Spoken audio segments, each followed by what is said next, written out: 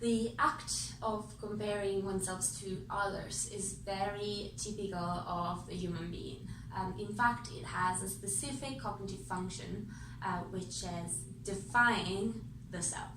So if I compare myself to another, this helps me to define what I do have with respect to the other and what I do not have with respect to the other. And in theory, my identity should then be more defined. There are several reasons why individuals compare themselves to others. It can be to enhance and highlight the positive qualities that they have, but of course we know that this comparison can actually have a quite negative outcome. It can end up making individuals feel way worse about themselves, and this is true specifically when we talk about appearance comparison. So social media nowadays are used to a very large extent. They are present in almost every aspect of our daily life. They also offer many opportunities of social comparison, and research shows that we're used to comparing ourselves to others since a very early age, about 7 to 8 years old, and then social comparison related to appearance starts around 12 years old and can lead again to quite negative relationship with one's own body.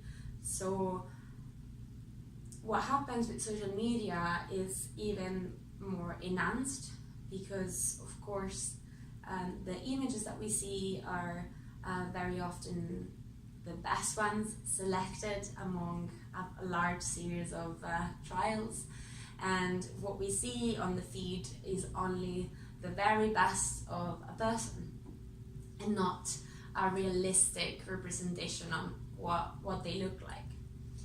This can very easily lead to feelings of envy and negative social comparison, and enhance even more dissatisfaction with one's own appearance.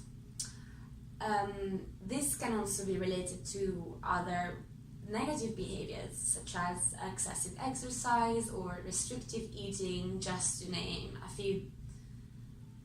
We also know, however, that some recent movement on social media has made some social networks, especially Instagram for example, more friendly. So the Instagram versus realistic version of a picture has been quite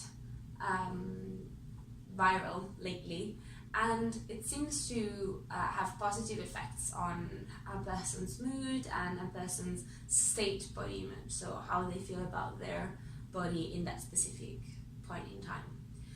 So it's very important, I think, as users of social media to think of the effect of our own posts on the people who see them. Of course, it's natural to want to show the best of oneself, but at the same time, let's remember what we feel like when we scroll through our feed and everyone seems perfect while it actually is not in real life. So having maybe a second thought and maybe posting something more ironic rather than ideal might help all the people who follow you on social media to feel a bit better about themselves.